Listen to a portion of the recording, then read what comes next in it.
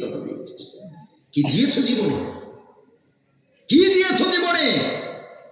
কোনদিন কবরের কাছে গিয়ে যেটুকু মুখস্থ আছে একটু হাত দুটো তুলে বলেছেন, আল্লাহ আমার প্রসবিনী মা, আমার জনম দুঃখিনী মা এই কবরে শুয়ে আছে, আল্লাহ এই বাড়ি ঘর সব ফেলে দিয়ে চলে গেছে। মা বাবার ঘরগুলোতে ঘর দেখলে মা বাবার কথা মনে ওঠে, যেই ঘরে বাবা মা থাকতো সে ঘর পড়ে আছে, বাবা মা আর নাই।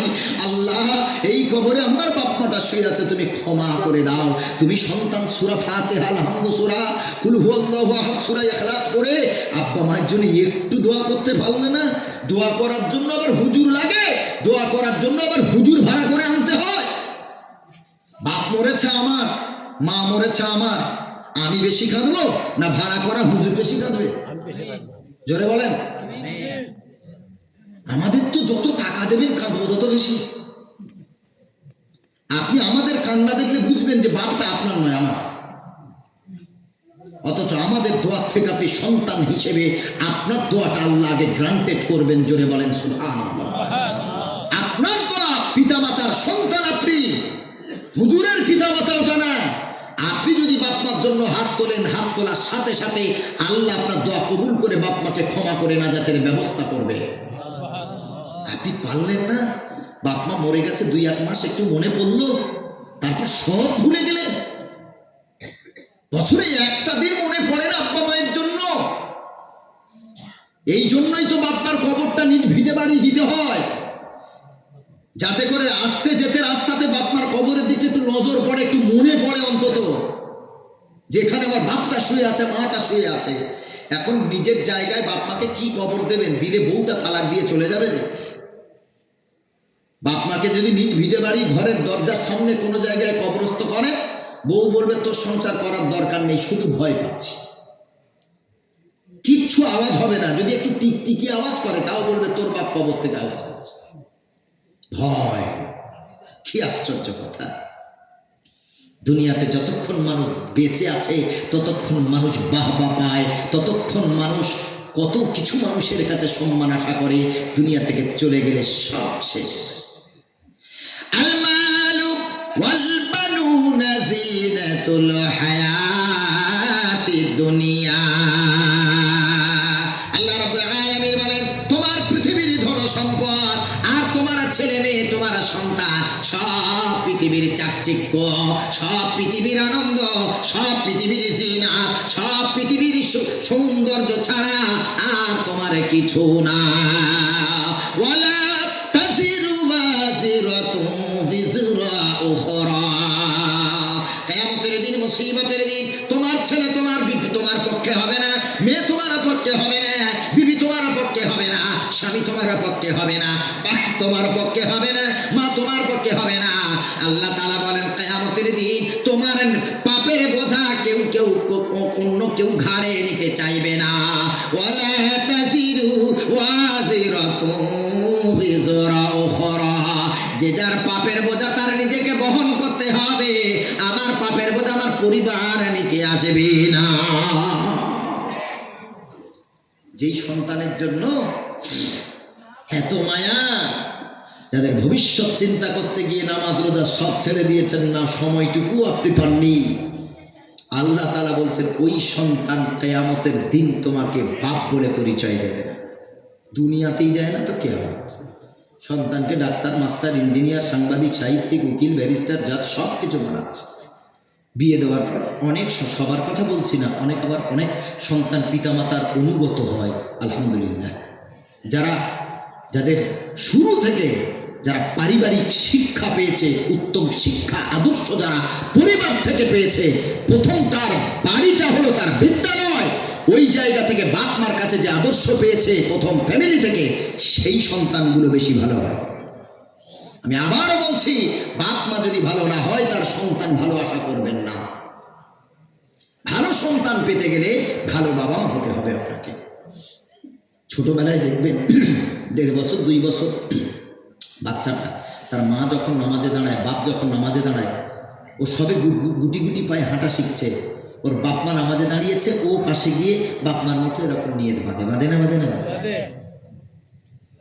যা দেখে সব ও ক্যাচ করার চেষ্টা করে। এবার বারবার আব্বা মায়ের মুখের দিকে তাকায়। যখন আব্বা মা রুকু হয়, ও তো বাচ্চা মানুষ, রুকু করতে পারে না, ও সোজা শুয়ে পড়ে। সুবহানাল্লাহ। তাহলে আপনি একদিন হলেও নামাজ পড়েছেন, আপনার বাচ্চা আপনাকে ফলো করেছে। আপনি কি করছেন সব সে ক্যাচ করছে, সব ফলো করছে। আপনি যদি স্বামী স্ত্রী উভয়ই যদি পাঁচ ওয়াক্ত নামাজি হয়ে যান, আপনার বাচ্চা আপনাদের দেখে আদর্শ পাবে। বহু শয়তান এমন আছে, আমি দেখেছি অনেক পরিবারে বাচ্চারা মানে একদম কিশোর ছোট ছোট বাচ্চা, তাদের সামনে তাদের পিতামাতা ঝগড়া, অশ্লীল মানে গালমন্দ দিয়ে ঝগড়া করছে, মানে সন্তানের সামনে বাপ মা ঝগড়া করছে। এমন আছে না নাই? বউ স্বামীটারে গালাগালি করে, স্বামী বউ গালাগালি করে, আর বাচ্চাগুলো ওগুলো শিখছে, দেখছে কি করছে আমার বাপ মা। কি আশ্চর্য কথা! ছি ছি ছি ছি! স্থানকাল পাত্র হিসেবে তোমার এইটুকু জ্ঞান তোমার নেই? বাচ্চাদের সামনে তোমার ঝগড়া করতে হলো, অশ্লীল অসভ্য কথাবার্তা তোমার মুখে আসলো কি করে বাচ্চার সামনে? কারণ তুমি তো বাচ্চার প্রতি খেয়াল করো না। বিয়ে করলে, ফিজিক্যাল রিলেশন করলে বাচ্চা হবে, এটা স্বাভাবিক ব্যাপার। তুমি তো আর এই চিন্তা করোনি যে আমার বাচ্চা আসবে, আমার সম্মান এলাকায় মাথা উঁচু করবে, তুমি এই চিন্তা করো না। কি আশ্চর্য কথা! বাচ্চা কুত্তারও হয় না? হয় না? আমাদের বেশি হয় না, কুকুরের বেশি হয়? জি, কুকুর বাচ্চা বেশি দেয়, তারপরে শ্রেষ্ঠ না। মানব বাচ্চা কম দেয়, তারপরে আল্লাহর কাছে সেরা জাতি। সুবহানাল্লাহ। যদি মানুষ বানাতে পারেন তবে। শুধু বাচ্চা জন্ম দিলেই যদি বাপ হয়ে যেত, তো কুকুর এক নম্বর বাপ। জন্ম দিয়েছেন বাপ মা, দায়িত্ব শেষ। কোন শিক্ষায় শিক্ষিত করলে ছেলেটা দেশের সুনাগরিক হিসেবে বিবেচিত হবে? চাকরির কথা ছেড়ে দেন, দেশে মাথা উঁচু করে চলতে পারবে, মানুষের সামনে আদর্শ দিয়ে কথা বলতে পারবে, মুচকি হাসি দিয়ে কথা বলতে পারবে, নিরহংকার নিষ্কলুষ দিল নিয়ে মানুষের সামনে উপস্থাপন করতে পারবে। এই জন্যই তো শিক্ষা অর্জন করা। আজ আমার বাপ ডাক্তার, আমাকে আলেম বানালেন কেন? বড় বড় ইংলিশ মিডিয়াম ছিল না? বড় বড় আপনার কিনা প্রাইভেট স্কুল ছিল না? তারপরে আলেম বানালেন কেন? তারপরেও দিনের শিক্ষা দুনিয়ার শিক্ষা দুটো দিলেন, শিক্ষিত বানালেন। আজ আমার ছেলেটা 12 বছর বয়স, মাদ্রাসায় দিলাম কেন? আমি কি পাগল? বক্তাদের তো টাকার অভাব নেই, পার নাইটে 15,000, 20,000, 25,000 পার নাইট। তার উপরে আমার দুটো ফার্মেসি আল্লাহ দিয়েছেন, আলহামদুলিল্লাহ, শত কোটি শুকরিয়া আদায় করি আল্লাহ। আল্লাহ তো অভাব দেয়নি, তো আমার বাচ্চাটারে কেন মাদ্রাসায় দিলাম?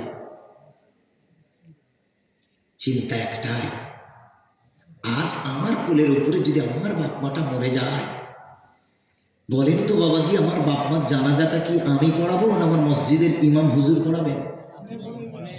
জি, এজন্য আলেম বানালেন।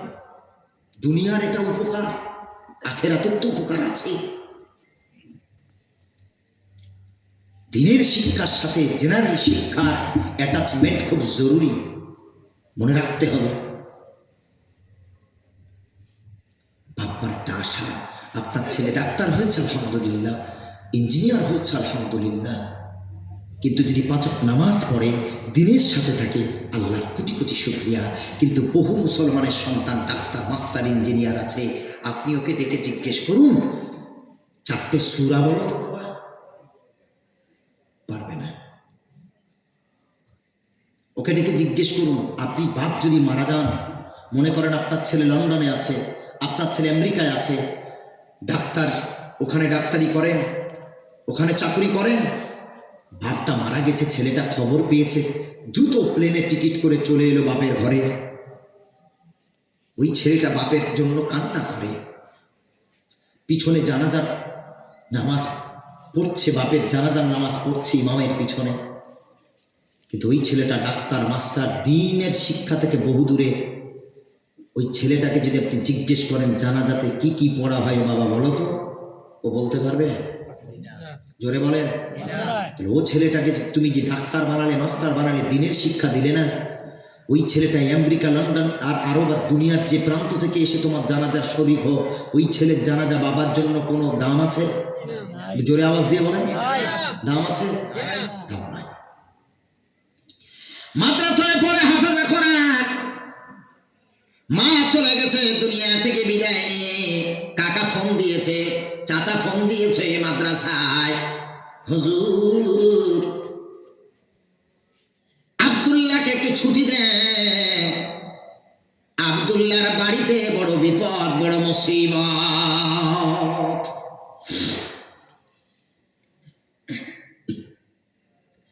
ছেলেটা মনে করলো আমি তো মাঝে মাঝে ছুটি চেয়েও ছুটি পাই না, আমারও হুজুর আমারে ডেকে কেন ছুটি দিতে চায়? হুজুর বলল শোনো, কয়েক মাস পরে রমজান মাস, আর 2-1 সপ্তাহ ক্লাস হবে, তারপরে এক্সাম হয়ে ছুটি হয়ে যাবে। এখন ছুটি হবে না, বাচ্চার পড়ার ক্ষতি হবে। চাচা কেঁদে কেঁদে বলে হুজুর এমন একটা বিপদ ঘটেছে, না আসলে হবে না। ওর প্রসবিনী মা, ওর জন্ম দুঃখিনী মা দুনিয়া থেকে বিদায় নিয়ে চলে গেছে। হুজুর রিকোয়েস্ট আপনার কাছে, আপনার কাছে রিকোয়েস্ট, ওই ছেলেটারে বলবেন না, ওকে শুধু ছুটি দিয়ে দেন, বলেন ওর বাড়িতে ওর জন্য যেতে বলেছে, বাড়িতে ওর বাবা ডেকেছে, ছুটি দিয়ে দেন। কোনো একটা আপনার কিনা কোনো একটা কিছু আছে বাড়িতে, খানা পিনার আয়োজন বা কিছু বলে ছুটি দেন, ছেলেটারে ছুটি দেন। হুজুর শুনে কান্না করলো, চোখের কোনায় পানি, তাড়াতাড়ি ছেলেটারে আব্দুল্লাহকে ডেকে পাঠালো। কোথায় আব্দুল্লাহ বাবা আয়, কোথায় আব্দুল্লাহ বাবা আয়। আব্দুল্লাহ দৌড় দিয়ে এসেছে। হুজুর কি হয়েছে বলেন? এ বাবা তাড়াতাড়ি ব্যাগ গুছিয়ে নাও, তাড়াতাড়ি পাঞ্জাবি গুছিয়ে নাও, লুঙ্গি গুছিয়ে নাও, তোমার ইমিডিয়েটলি এখনই তোমারে বাড়ি ফিরতে হবে। ছেলেটা অবাক হয়ে হুজুরের দিকে তাকিয়ে, হুজুর আমার কেন নিজ ইচ্ছায় ছুটি দেয়? আমি ছুটি চেয়েও পাই না, হুজুর আমারে কেন ছুটি দেয়? যা বাবা তাড়াতাড়ি বাড়ি যায়, হাত খরচ পয়সা নেয়। হুজুর ওরে কিছু পয়সা দিয়ে বলল তাড়াতাড়ি যা, তাড়াতাড়ি যা। কয় দিনের ছুটি, কয় ঘন্টার ছুটি, কয় সপ্তাহের ছুটি হুজুর বলে না। হুজুর আসবো কবে? বাবা তুই আগে বাড়ি যা, কবে আসবি? সময় হলে তোর বাবা তোরে দিয়ে যাবে। ছেলেটা বড় আনন্দিত। মাসে একবার, মাসে 2 বার ছেলেটা মাদ্রাসা থেকে বাড়ি যায়। ওই দিন মা আগে থেকে ছেলে হুজুরের টেলিফোন থেকে মায়ের কাছে বলে দিয়েছে, মা গো আগামী বৃহস্পতিবার বাড়ি যাব। মা বড় আনন্দিত। 1 সপ্তাহ প্রহর গণে, 1 সপ্তাহ ঘন্টা সেকেন্ড গণে, আমার ছেলে কবে বৃহস্পতিবার আসবে। ছেলেটা বাড়ি আসবে। বৃহস্পতিবার এসে গেছে। বুধবার রাত চলে যাওয়ার পর বৃহস্পতিবার সকালবেলা ছেলের বাবাকে ডেকে তুলে দিয়েছে। ও প্রিয়তম স্বামী তাড়াতাড়ি উঠে যাও, আজ 1 মাস 2 মাস পরে আমার ছেলে আমার বাড়ি আসবে। তুমি বাজারে গিয়ে তাড়াতাড়ি আপনারা কিনা লোকাল মুরগি কিনে আনো, খাসির মাংস কিনে আনো, গোস্ত কিনে আনো, গরুর গোস্ত কিনে আনো, বাজারে গিয়ে দামি দামি মাছ কিনে আনো, ডিম কিনে আনো। আমার বাচ্চাকে আমি এত মাস গালে তুলে আদর করে খাওয়াতে পারি নাই, আজ একটা দিনের জন্য আমার কলিজার টুকরা আসবে। আমি তাকে নিজে হাতে না, তার নিজের হাতে না, আমি মা তারে আদর করে ভালোবেসে আমার হাতে তুলে খাইয়ে দেব। আমি আমার আদরের ছায়া তলে তারে রেখে খাবো। ওরে মুসলমান, ছেলেটা আনন্দ নিয়ে বাড়ির দিকে যায়। আব্বুর সাথে দেখা হবে, মায়ের আদর পাবে, স্নেহ পাবে, মায়ের ভালোবাসা পাবে। মা রাস্তার দিকে তাকিয়ে থাকবে, আমার ছেলেটা বাড়ি ফিরতেছে। মা দৌড় দিয়ে গিয়ে কপালে আদর করে চুমা দেবে, কাঁধ থেকে ব্যাগটা নিয়ে মা হাতে নিয়ে নেবে। মা কত আদর দেবে। ছেলেটা আনন্দের সহিত বাড়ির দিকে রওনা। বাড়ির দিকে যখন ঢুকতে যায়, দেখে এলাকার কত মানুষ, কত মহিলা, তারা বাড়ির সব সদর দরজা সহ গোটা বাড়িটা ঘেরাও করে রেখেছে। ভিতরে দাদির কান্না, দাদুর কান্না, ভাইয়ের কান্না, বোনের কান্না। ছেলেটা বোঝে না, বুঝতে পেরেছে বুঝি কারো শরীর অসুস্থ, কোনো বিপদ হয়েছে। এত মানুষের ভিড়, এত মানুষের ভিড় কেন? সব দেখে মুখে কাপড়, সব চোখে পানি। সবাই দেখেছে আব্দুল্লাহ ঘরে ফেরে, সবাই বলল রাস্তা ছেড়ে দাও, রাস্তা ছেড়ে দাও। ছেলেটা আনন্দের মুখ নিয়ে ঘরের ভিতরে ঢুকতে চায়, মুখে হাসি। এতদিন পরে বাড়ি ফিরেছে, মায়ের আদর খাবে, বাবার আদর খাবে, স্নেহ পাবে, মায়া মমতা পাবে। ওরে মুসলমান, বাড়িতে গিয়ে যখন ঢুকলো দেখলো মা শুয়ে আছে লম্বা হয়ে, মায়ের মাথাটা ওর বাবা কোলে নিয়ে হাউ করে কাঁদতেছে। দাদি কাঁদে, দাদু কাঁদে, ভাই কাঁদে, বোন কাঁদে, সবাই বাড়িতে কান্না করেছে। ছেলেটাকে ওর বাপ দেখে তাড়াতাড়ি বিবির মাথা নিচেতে রেখে দিয়ে ছেলেটাকে জড়িয়ে ধরে হাউ মাউ করে কান্না করে দিয়েছে। আয় বাবা আয়, আয় বাবা আয়, আজকের পর থেকে তোরে আর কেউ খোকা বলে আব্বু বলে ডাকবে আর মাদ্রাসা থেকে আসবি কেউ তোর জন্য পথের দিকে তাকিয়ে থাকবে না। আজ থেকে ভালো রান্না করে কেউ তোরে আদর করে খাওয়াবে না রে বাবা। ছেলেটা বলল কি হয়েছে ভাইয়ের? যখন বলল তোর মা আর দুনিয়াতে নাই, তোর মা আর কোনোদিন তোর ডাকে সাড়া দেবে না, কাঁধ থেকে ব্যাগটা দূর করে ছুঁড়ে ফেলে দিয়ে মরা মায়ের বুকের উপরে আছাড় খেয়ে মা বলে চিৎকার দিয়ে উঠে কান্না করতে শুরু করেছে। মা গো তুমি ওঠো, মা তুমি ওঠো। আমি মাদ্রাসা থেকে বাড়ি আসি, রাস্তার দিকে তুমি তাকিয়ে থাকতে, গাড়ির দিকে তাকিয়ে থাকতে, আমি গাড়ি থেকে নামার সাথে সাথে তুমি দৌড় দিয়ে আসতে। মা আজকে কেন তুমি রাস্তার দিকে তাকিয়েছিলে না? আজকে কেন ভালো রান্না করলে না? খেয়ে আমার আদর করে চুমা দেবে গো মা। ওঠো মা ওঠো, আমার একটু আদর দাও।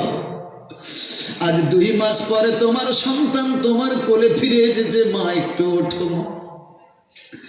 দাদি বোঝায়, দাদু বোঝায়, নাতি আয়, সবারই একদিন দুনিয়া ছেড়ে চলে যেতে হবে রে আয়। মায়ের কাছে এমন করে কান্না করিস না, তোর মায়ের আত্মা কষ্ট পাবে। আয় বাবা আয়, মায়ের গোসলের ব্যবস্থা করতে হবে। তোর মা তোরে কষ্ট করে হাফিজ করেছিলি, মাদ্রাসা দিয়ে তোকে আলেম বানিয়েছে।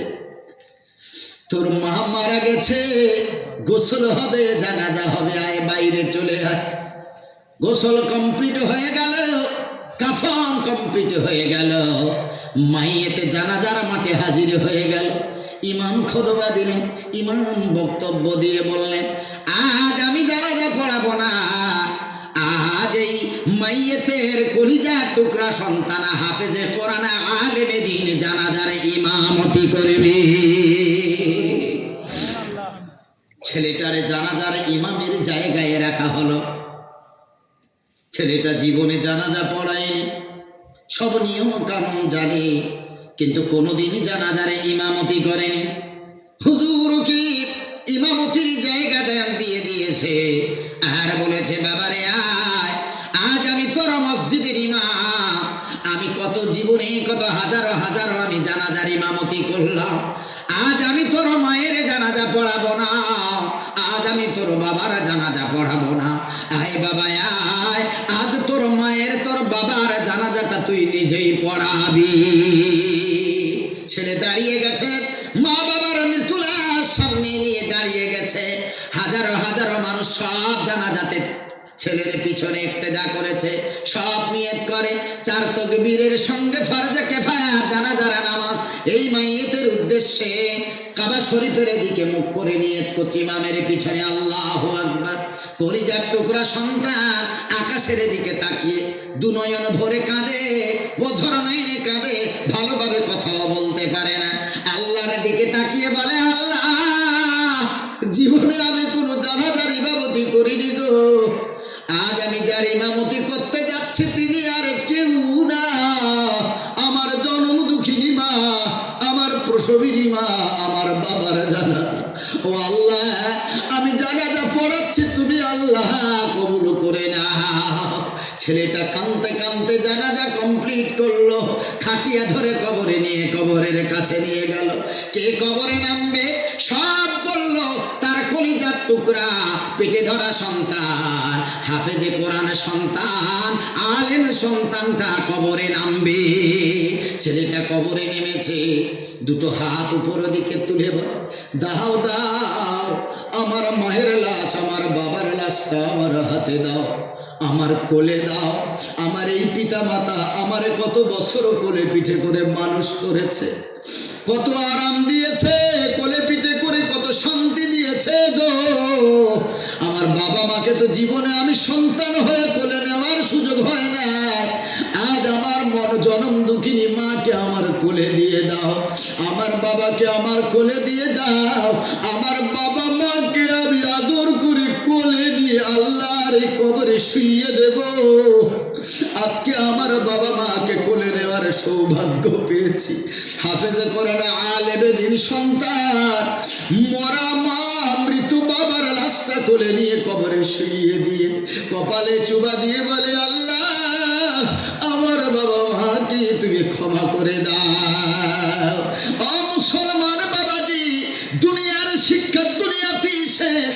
আজ কেন হাফেজ আলেম করলাম? আমি জানি মাদ্রাসারা কত কষ্ট, আমারও মাদ্রাসা আছে, বাচ্চাদের দিকে তাকালে কত কষ্ট হয়। ওই মুসলমান, হাফেজ আলেম এমনি হওয়া যায় না, এদের পিছনে শত সহস্র কষ্ট লেগে আছে। এদের ইতিহাসের প্রতি পাতায় কষ্ট আর কষ্ট আর কষ্ট। এই শীতকালে আপনার বাচ্চাটা পালনে ঘুমায়, খাটে ঘুমায়, ভালো নামি দামি ব্ল্যাঙ্কেটে গায়ে দিয়ে ঘুমায়।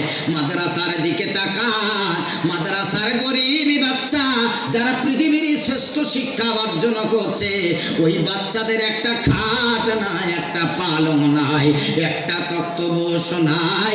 এই ফ্লোরের উপরে ঠান্ডায় বাচ্চাগুলো একটা মাদুর পেতে ঘুমায়। কষ্ট কি হয় না দিলেতে?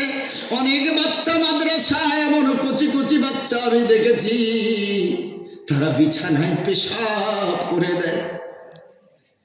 আমি তো তেমন সময় পাই না, তবে যতক্ষণ থাকি ততক্ষণ মাঝে মাঝে মাদ্রাসাতে গিয়ে খবর নিই। রাত্রেবেলা দেখি কোন বাচ্চা বিছানা করেছে, কে করে নাই, কে মশারি খাটিয়েছে, কে খাটায় নাই। ওরে মুসলমান, আমি দেখেছি অনেক বাচ্চা 6 বছর, 7 বছর, 8 বছর, 10 বছর বাচ্চা অনেকে বিছানায় পেশাব করে দেয়, বিছানায় ইউরিন পাস হয়ে যায়। এর এক্সট্রা কোনো মাদুর নাই, এক্সট্রা কোনো কাঁথা নাই, একটা কম্বল নাই, পেশাব করে কাঁথা মাদুর বালিশ সব ভিজে গেছে। কত বাচ্চা মাদ্রাসায় শীতকালে ওই ভিজা লুঙ্গি পরে গো, ভিজা মাদুর, এই ভিজা কম্বল ভিজে গেছে। কে তার বিছানাটা আলাদা করে দেবে? কারণ এক্সট্রা কিছুই নাই, বাড়তি কিছুই নাই।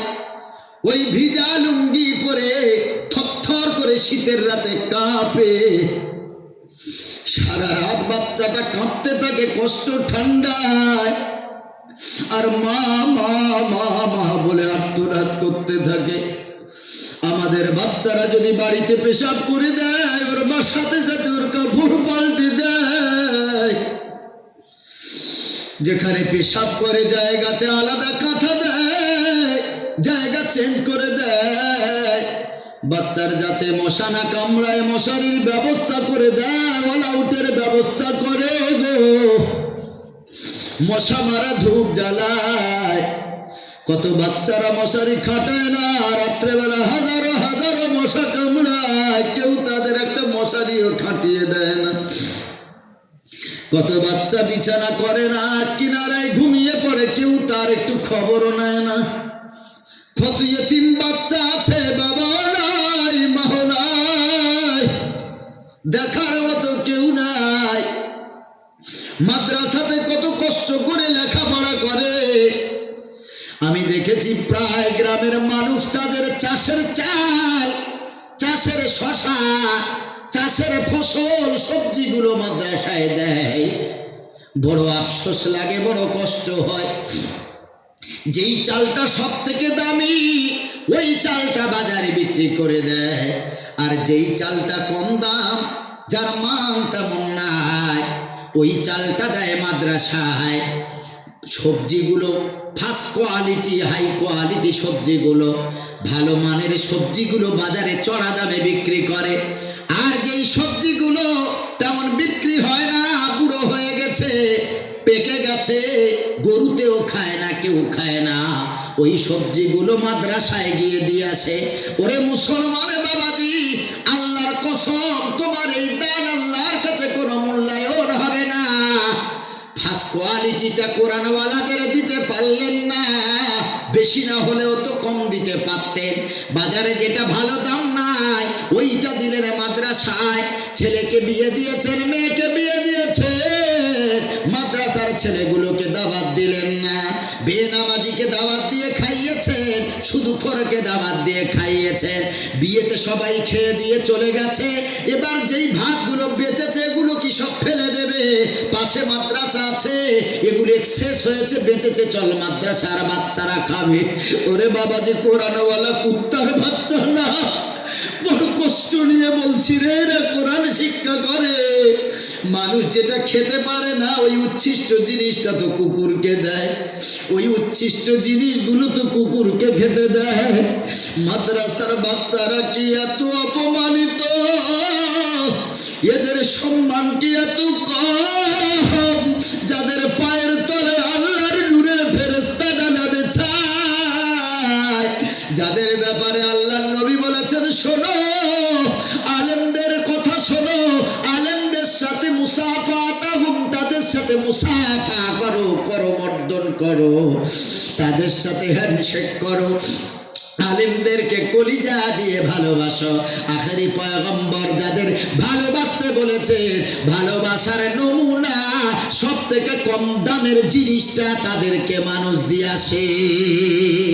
এমনটা করে জান্নাত তো পাবেন না, জাহান্নাম ছাড়া জায়গা নাই। ওরে মুসলমান, যে এলাকায় মাদ্রাসা আছে ওই এলাকায় আল্লাহ শান্তি দেয়। কারণ তোমার যদি আজ রোগ হয়, বিমার হয়, তোমার যদি আজকে কোনো ডিজিজ হয়, তোমার নিজের সন্তান ফজরের নামাজ পড়ে না, সকাল 8টা 9টা ছাড়া ওঠে না, তোমার বাপ, তুমি তার বাপ হও, মা হও, তোমার জন্য দামি ডাক্তার দেখাতে প্রস্তুত, কিন্তু নামাজ পড়ে আল্লাহর কাছে ডাকতে প্রস্তুত না।